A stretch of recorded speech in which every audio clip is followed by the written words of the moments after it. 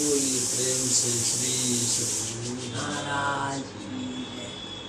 श्री सद्गुरु महाराज की ये परमाराज सद्गुरु महाराज की असीम अनुकंपा से किशन बाबू के घर में हम लोग किशन बाबू के आवास में हम लोग बैठकर संतमत का सत्संग कर रहे हैं और गुरु महाराज से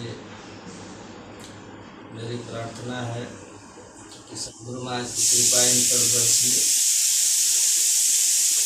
हनुमान जी जब रावण के सभा में पहुँचे, रावण ने हनुमान जी से अपना परिचय देने को कहा, तो हनुमान जी ने सीधे भाषा में अपना परिचय नहीं दिया। भगवान राम का मैं दूत हूँ सीधे नहीं कहा। रामचरितमानस में पढ़ेंगे तो पता चलेगा कि अपने को भगवान मानकर दूत कर भगवान राम की कितनी महिमा बखान किए पहले, और अंत में कहा जाके बल लवलेश दे जीतव चराचर झारी, जिनके जिस ईश्वर के परमात्मा के जिस राम के एक छोटे से शक्ति को तप करके तुमने प्राप्त कर लिया, अब उस तप बल से तुमने इतना सामर्थ्य प्राप्त कर लिया कि जाके डर सुर असुर डराहे, कि देवता असुर मनुष्य सब डर के भयभीत है। जिसके एक जिस सागर रूपी राम के शक्ति का एक बूंद तुमने प्राप्त कर लिया है, तो तुम्हारे पास इतनी शक्ति है। रावण को कह रहा है हनुमान जी, उसी श्री राम का मैं दूत हूँ, उसी श्री राम का मैं दूत हूँ। डराया ऐसे ही जाता है ना।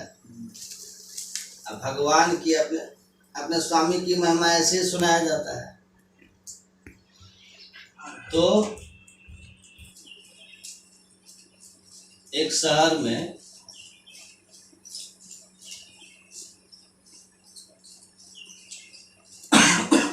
एक प्रसिद्ध व्यापारी गए थे, बिजनेसमैन। एक पार्टी का आयोजन किया अपने शहर में, अपने घर में, जिसको हम लोग क्या कहते हैं, भोज भंडारा करते हैं। तो और शहर के सभी गणमान्य लोगों को आमंत्रित किया। सभी लोग आए।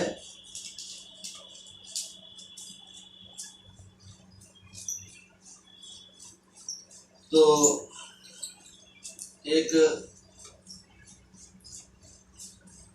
व्यक्ति अपने जेब से, क्या बोलते हैं, सिक्का, प्रसंग सुने, तो एक सिक्का निकाला अपने जेब से, लगभग 3000 वर्ष पुराना सिक्का, समझे, 3000। एक सोने का सिक्का 3000 वर्ष पुराना पहले चलता था। उस पार्टी में लेकर के आया था वो, कि दिखाएंगे, मेरी वाहवाही होगा, सबको दिखा रहा था कि देखिए मेरे पास 3000 साल पुराना अपने देश में चलने वाला ये सोने का सिक्का है।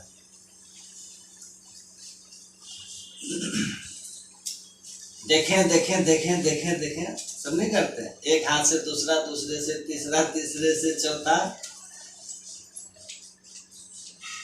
सैकड़ों लोग थे पार्टी में, सिक्का मिसप्लेस हो गया। समझ गए कि नहीं? गायब हो गया। अब वो परेशान हो गया कि काकी मेरा सिक्का कहाँ है, मेरा सिक्का कहाँ है, हंगामा हो गया। तो जो पार्टी दे रहे थे उन्होंने कहा कि घबराइए मत, अब कोई हॉल से बाहर नहीं जाएगा, जितने यहाँ हैं आपका सिक्का मिल जाएगा। पार्टी समाप्त हो गई।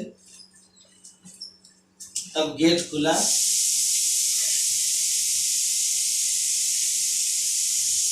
आयोजक जो थे उन्होंने कहा कि अगर कोई सिक्का इनका लिए है तो दे दीजिए, और अगर नहीं देंगे तो एक आदमी की गलती के कारण सबको हमको चेक करना पड़ेगा, जांचनी पड़ेगी ना, जेब टटोलना पड़ेगा, बेइज्जती हो जाएगी एक आदमी के कारण। लेकिन किसी का 3000 वर्ष पुराना सोने का सिक्का है तो एक तो वो दुर्लभ है, और ऊपर से प्राचीन सिक्कों की कीमत, भले वो सोने का छोटा सिक्का हो लेकिन प्राचीन सिक्कों की कीमत बहुत होती है, करोड़ों रुपए दे देते हैं कोई कोई लाइब्रेरी वाले, इसीलिए दे देते हैं कि वो सोने का एक सिक्का या कोई भी सिक्का हजारों वर्ष पुराना इतिहास के बहुत से पन्नों को खोल देता है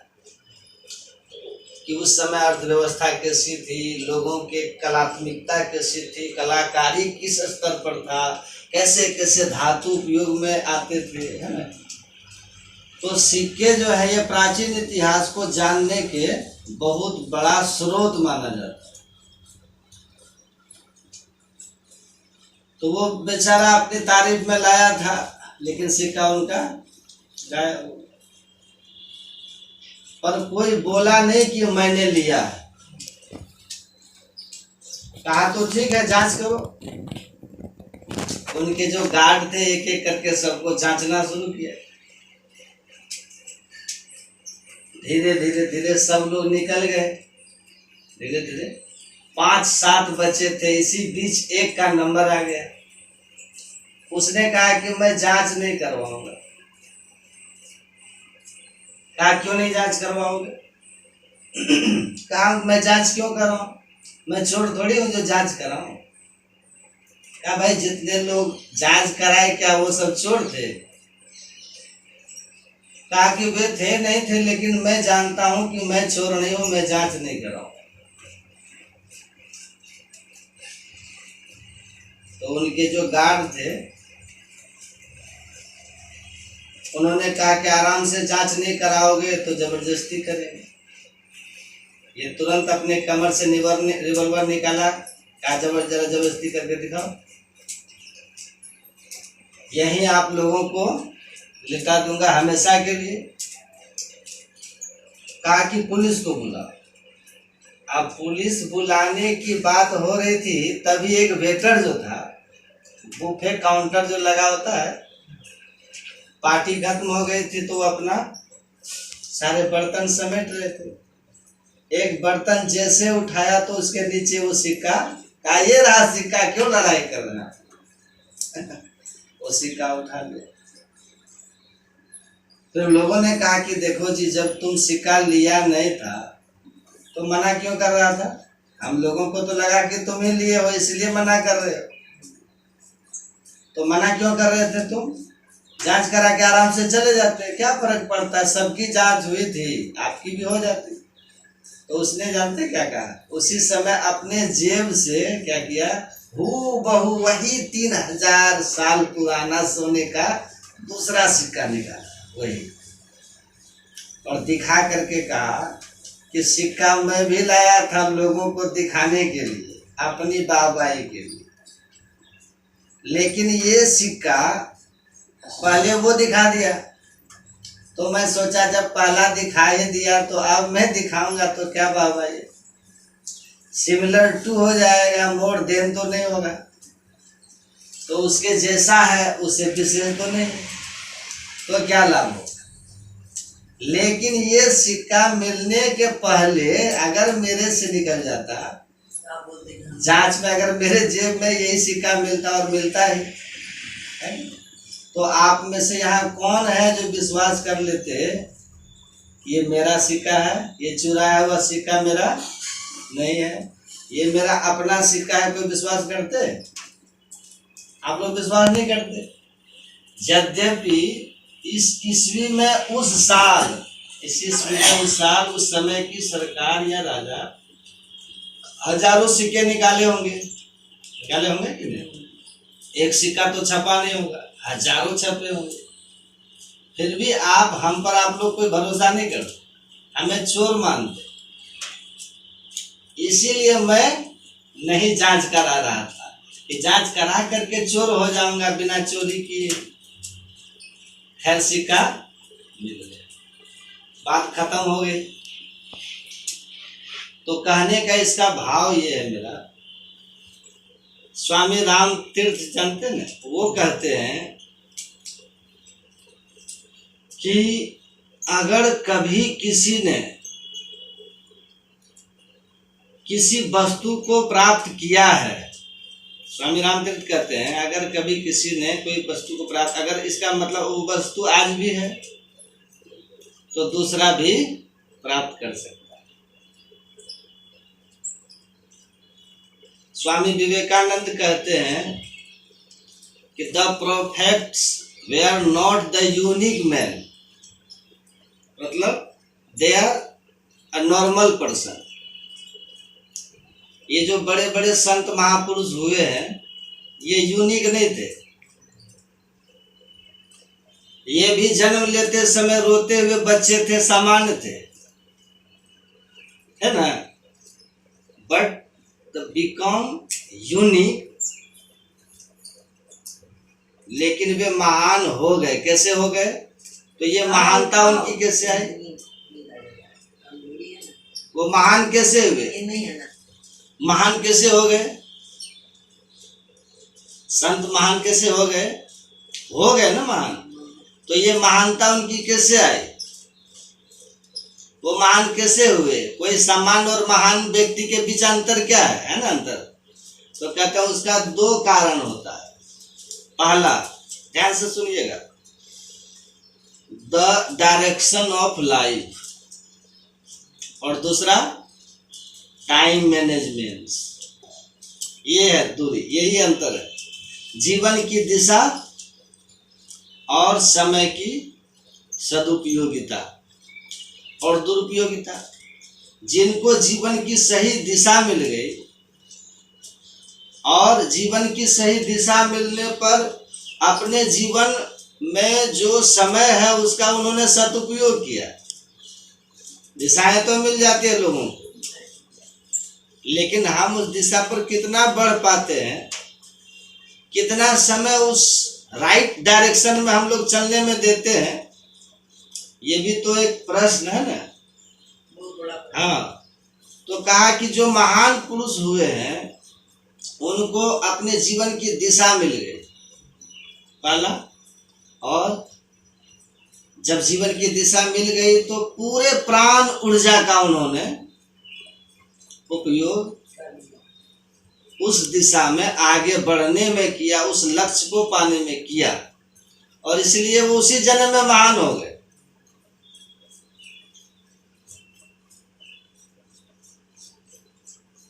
तो जीवन की सही दिशा क्या है? कहते हैं बड़ा से बड़ा बिल्डिंग कागज पर मैप होता है ना पहले, फिर धीरे धीरे महल बन करके आता है सामने, राजमहल बनता है, भव्य इमारत।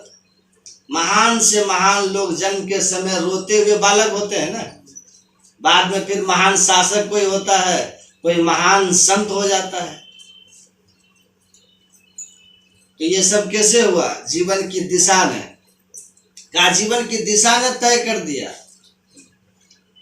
कि आप जीवन काल आप जीते जी सुखी रहेंगे कि आप दुखी रहेंगे। स्वर्ग और नरक जीवन की दिशा है, और ये जीवन की दिशा जो है ना, कहाँ से मिलता है? जीवन को दिशा कौन देगा?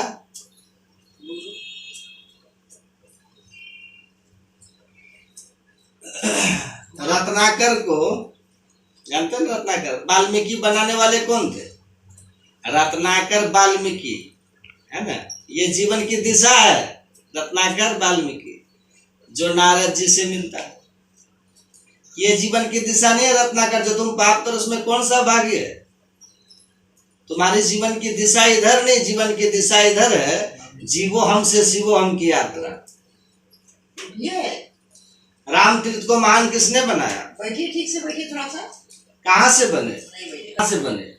स्वामी राम तीर्थ के ऊपर जो रिसर्च बुक है उसमें एक कहानी है अच्छा। कि स्वामी विवेकानंद जी महाराज राम तीर्थ जिस कॉलेज यूनिवर्सिटी में मैथमेटिक्स के प्रोफेसर थे, उसी कॉलेज में इनका स्पीच हुआ था, स्वामी विवेकानंद का अच्छा।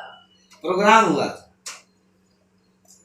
राम तीर्थ के वो स्कूल में, बोलने के लिए बुलाया गया था उनको। स्वामी विवेकानंद के प्रवचन से स्वामी राम तीर्थ प्रभावित भी हुए। अच्छा। हाँ, लेकिन जब वो राम तीर्थ, जिनका पूर्व नाम क्या था? तीर्थराम, तीर्थराम, प्रोफेसर राम, ये नाम। अपने घर भोजन के लिए स्वामी विवेकानंद को बुलाते हैं प्रवचन सुनने के बाद, और उस स्वामी विवेकानंद को भोजन कराते हैं। स्वाभाविक लोग बुलाते हैं ना, भोजन कराए। स्वामी विवेकानंद भोजन करके वज्रासन पर बैठे, और राम तीर्थ जो थे ना, स्वामी राम तीर्थ, वो अपने बच्चे को लाड दुलार कर रहे थे। तो स्वामी विवेकानंद जी के मुंह से एक शब्द निकला उसी समय, जहां राम तहाँ काम नहीं, जहां काम तहाँ राम, और तुलसी कबहू ना मिले रवि रजनी एक था। आपका नाम राम है, इशारा उन्हीं पर था विवेकानंद जी महाराज का, कि जहां राम है वहां ये भोग नहीं है, भोग इच्छा नहीं है, विषय शक्ति नहीं है, विषय भोग की कामना नहीं है जहां राम है। और जहां विषय भोग है वहां फिर राम नहीं है।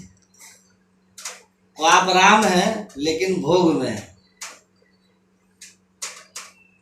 जीवन की दिशा बदल गई स्वामी राम तीर्थ की, वहीं राम तीर्थ के जीवन की दिशा बदल गई यहीं से, विवेकानंद के इस शब्द से। हाँ, ऐसा बाण लगा उनको इस शब्द से कि उन्होंने कहा कि मैं अपने नाम को अब सार्थक करूंगा, और जीवन की दिशा वहीं से बदलते ही राम तीर्थ क्या से क्या हो गए।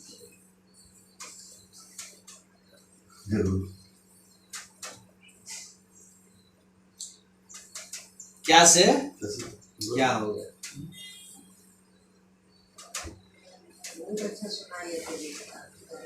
हाँ, स्वामी राम। तो वहां से क्या हो गया स्वामी राम तीर्थ।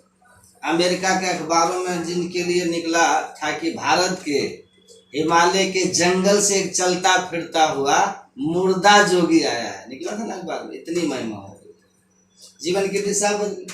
किसने बदला? संत ने बदला, स्वामी विवेकानंद ने बदला।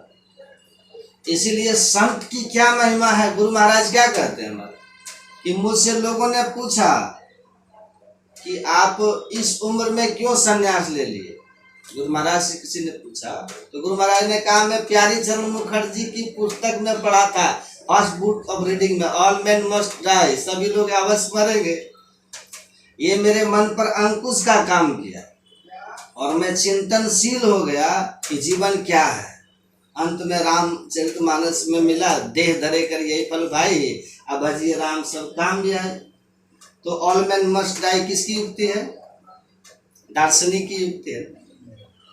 अब भजिए राम सब काम भी है, संत तुलसीदास की युक्ति है।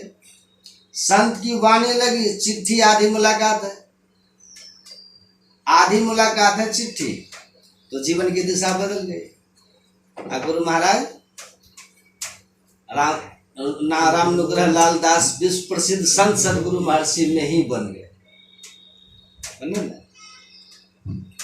तो वे जो डायरेक्शन बदलता, रज्जब तेनु गजब किया, सिर पर बांधा मोराया था, हरि भजन को चला नरक की ओर, दिशा बदल गई। इतने से नरक की ओर दिशा बदल गई, डायरेक्शन चेंज हुआ। दिशा और क्या बोले, दिशा और समय, समय डायरेक्शन जही मार्ग श्रुति साधु लखावे तेही मग चलत सबे सुख पावे पाए सुख हरि कृपा संसार आशा तजी रहे सपना हो नहीं दुख दोष दर्शन बात को टिक होते हैं। जीवन की दिशा देखिए बदलती है, यही तो संत करते हैं, यही तो विवेक है। विवेक यही ना, जीवन की दिशा क्या होगी हमारी, इसका निर्धारण हमने कर लिया।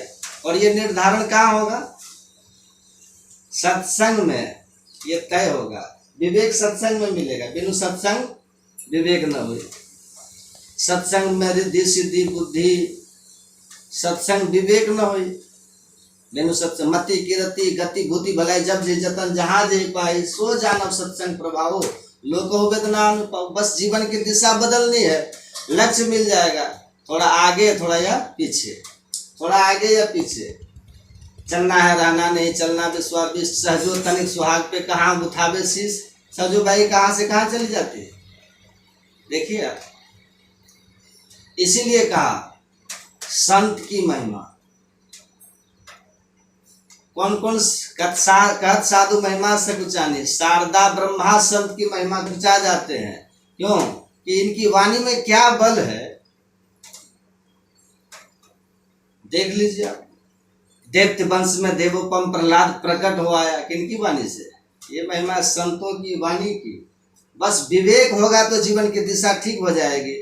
और संत तो यही करते हैं, दिशा दिखा देते हैं और उसकी संत के बताए हुए मार्ग पर चले, सभी सुख पाओ, सुख मिलेगी, शांति मिलेगी, मुक्ति मिलेगी, महान हो जाइएगा।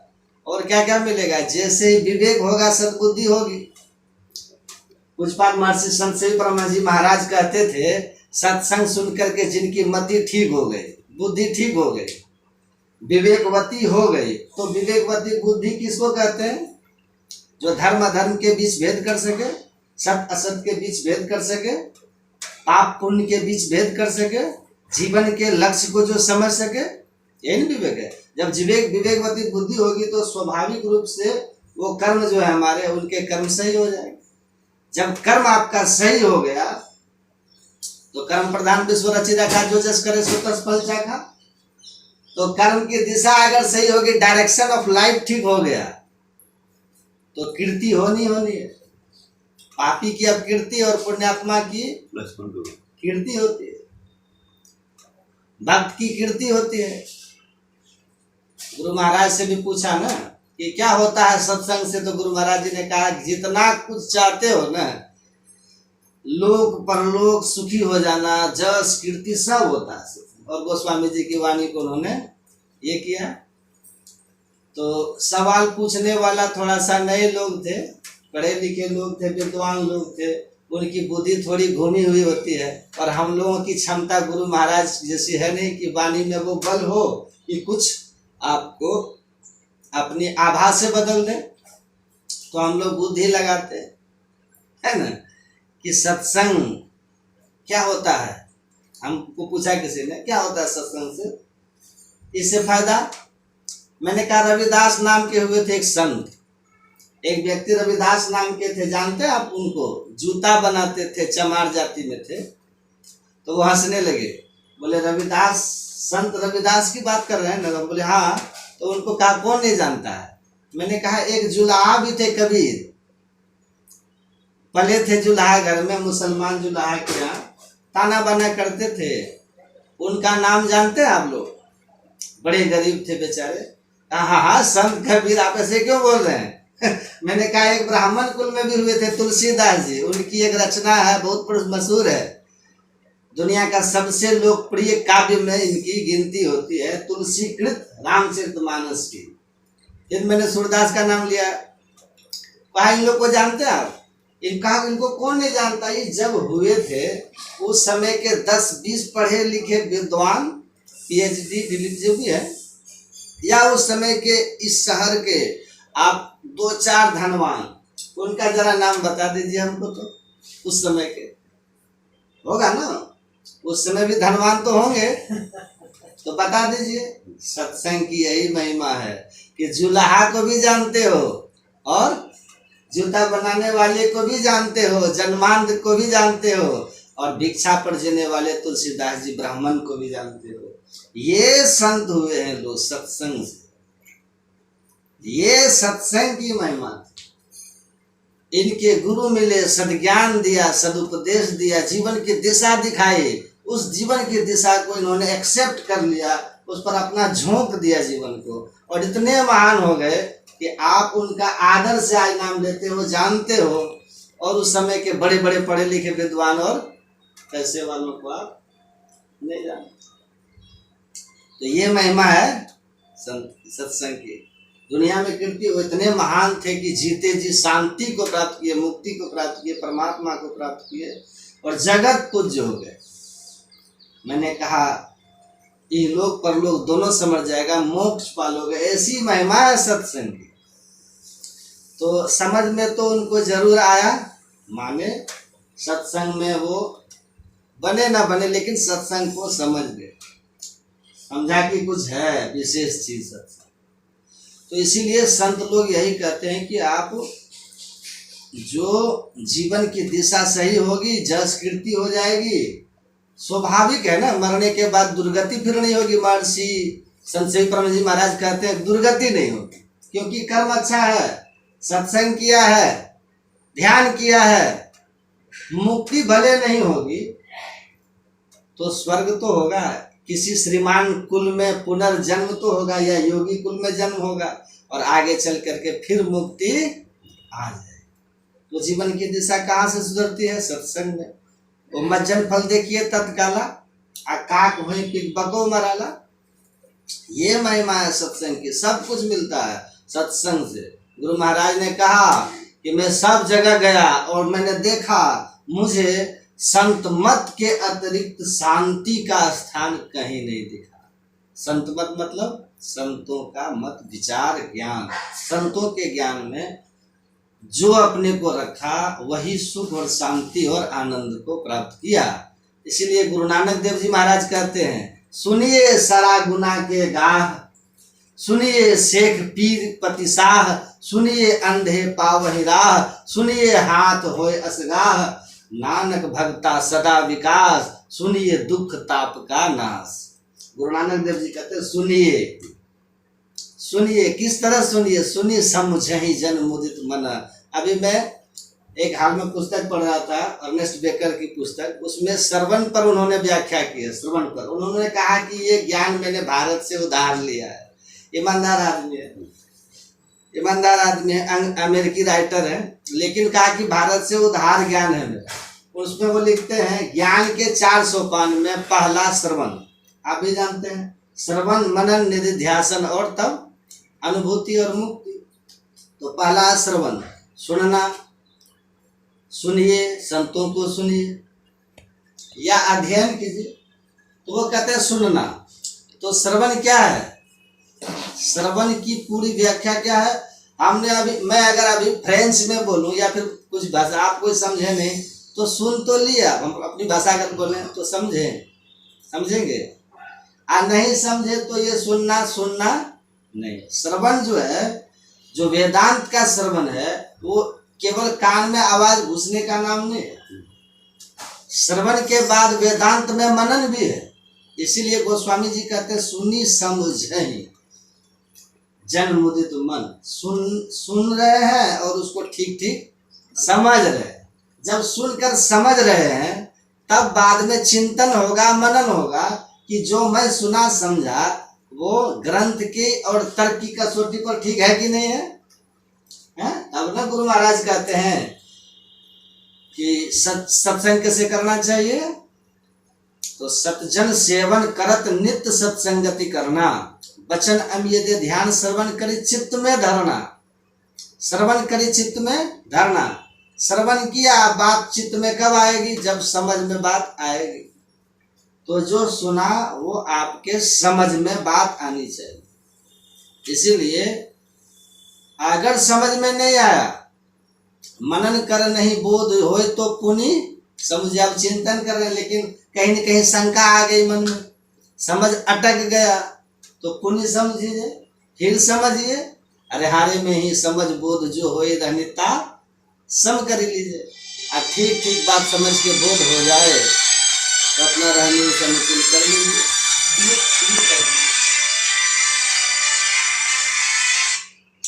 जो सुन रहे हैं वो समझ में आना चाहिए, और जब समझ में आए तो फिर बाद में उसको विचार होगा। तब कई तरह के शंकाएं आएंगी, और तब ना वहां पर संशय दूर बहाय संत मत स्थिर करते। तब जो संशय होगा श्रवण के बाद, तो आप के संशयों का शमन करके और संतों के ज्ञान को आप में स्थिर कर देंगे, तो फिर आपका जो है निधि ध्यान में आप आगे बढ़ने लगे। तो इसीलिए हमारे गुरु नानक देव जी कहते सुनिए, संतों को सुनिएगा तो धीरे धीरे आपके दोष दुर्गुण निकल जाएंगे। काक होय पीठ बको मरला की तरह दोष दुर्गुण निकल जाएंगे, और आप सारे गुणों के गाह, मतलब गुणों के खजाना हो जाइएगा। अभी हम लोगों में बहुत दोष दुर्गुण है, पहले इससे भी ज्यादा था। सत्संग सुनते सुनते, सत्संग सुनना, ध्यान करना, इस तरह धीरे धीरे धीरे घटता गया। आप सबका भी घट रहा है, घटेगा, ये स्वाभाविक है। जीवन की दिशा अगर सही है तो परिवर्तन तो होना है ना, थोड़ा आगे या थोड़ा पीछे, लेकिन होना है। आज चल रहे हैं तो कभी फिसल भी जाएंगे। कबीर साहब का तो बस देखना, मार्ग चलते जो गिरे ताका नहीं दोष, तो कभी फिसल भी जाएंगे। कबीर साहब कहते हैं बस देखना ये हमको, मार्ग चलते जो गिरे ताका नहीं दोष, ये माया है ना, गिरा भी दे। लेकिन कह कबीर बैठा रहे तासिर कर रहा है कुछ पर, गिर के वहीं गिरे मत रह जाइए, फिर उठ करके आगे बढ़िए। रत्नाकर वाल्मीकि बना है, हम क्या चीज है, कुछ नहीं। इसलिए हमको कोई कहता है ना रत्नाकर वाल्मीकि बन सकता है, तो आदमी थोड़े अपने अंदर के पाप वृत्ति को नहीं छोड़ सकेगा। हाँ, उसको कोई उस तरह के सामर्थ्यवान ज्ञान देने वाले मिल जाए, या वो सत्संग में ऊपर वाले की कृपा हो जाए और सत्संग में बैठने सुनने लग जाए, सत्संग सुनने लगे। सुनते सुनते धीरे धीरे जो है ना दुर्गुण निकलते जाएगा, अनुव्रत होते जाएगा, वो छोटा छोटा पाप छोड़ते जाएगा, और ये अच्छे अच्छे गुण पकड़ते जाएंगे। और जैनियों का अनुव्रत जैसे है कि छोटे छोटे पाप अब छोड़ो, अब छोड़ो, अब छोड़ो, फिर एक छोड़ो, है ना। ऐसे ही सत्संग होते होते होते होते आदमी शुद्ध हो जाता है। लेकिन लग के रहेंगे तब। उस बार महर्षि संत से प्रभु जी महाराज कहते थे, कोई लाल लाल हो जाता है ना जब, अब उछल के जब गिर जाए कि हम लाल हो गए, तो धीरे धीरे फिर ठंडा होने पर वो काला हो जाता है। उसी तरह सत्संग में लग के रहेंगे तो वो एक दिन पूरी तरह से आपके दोष दुर्गुण निकल जाएंगे और सफेद हो जाएंगे, संत हो जाएंगे। ये महिमा है सत्संग। तो सारे गुणों दुर्गुण जाएंगे, गुणों के खजाना हो जाएंगे। सुनिए शेख पीर पति शाह, सुन सत्संग सुनना आधार क्या है? सत्संग। यहाँ से ज्ञान होगा, क्योंकि बिनु सत्संग ज्ञान नहीं उपजे, विवेक होगा, फिर जीवन की दिशा सही होगी। दीक्षा शिक्षा लेंगे, ध्यान साधना लगेगा, अंदर बाहर सत्संग में लगे रहिएगा, तो धीरे धीरे धीरे स्वाभाविक है ना कि आप अंततः सच्चे बादशाह हो जाएगा, संत हो जाएगा। सच्चा बादशाह संत होते हैं। चाह गए चिंता मिटी मनवा बेपरवाह, जाको कछु न चाहिए सोई शहंशाह। सच्चा बादशाह हो जाइएगा। और फिर अंधे पावही राह, ये जो विवेकहीनता के कारण अंधा बना हुआ है ना, कोवा अंधा कहते, ये जो सत्य और असत्य नहीं जानता, धर्म अधर्म जो नहीं जानता, वही अंधा बना हुआ रहता है। लेकिन जब सत्संग करता है तो उसका अंधापन धीरे धीरे दूर हो जाता है और रास्ता सूझने लगता है, धर्म का मार्ग दिखने लगता है, मोक्ष का मार्ग उसको सही सही उस जीवन का कर्तव्य समझ में आ जाता है। इसलिए कहा सत्संगस्य विवेकस्य निर्मलं नयनद्वयम् यस्य नास्ति नरः संदकथ्यं न स्यात् मार्गः। जो सत्संग नहीं करता, विवेक की निर्मल नेत्र नहीं होता, वही अंधे होते हैं। क्योंकि मानव जीवन का जो सही दिशा है, आत्मान मोक्षार्थम जगत हिताय च, आत्मा को जन्म मरण के चक्र से छुड़ाने के लिए संतों का उपदेश, ध्यान, सत्संग और पाप कर्म से अपने को सही में आँख हो जाती है, वास्तविक आँख हो जाती है, तो ये विवेक और निर्मल नेत्र जब होती है सदगुरु की सदयुक्ति से, हम जब साधन करने लगते हैं तो अंत में दिव्य दृष्टि भी हो जाती है और आत्म दृष्टि के साथ ही संतत्व की प्राप्ति होकर परम कल्याण हो जाता है। तो सत्संग लागी रहो रे भाई, तेरी बिगड़ी बात अनित प्रति सत्संग कर ले प्यारा, तेरा कार सरे सारा। तो अभी कितना देर तक हो सत्संग गया बाबू। हो गया? श्री सद्गुरु महाराज। जितना भी गाइडेंस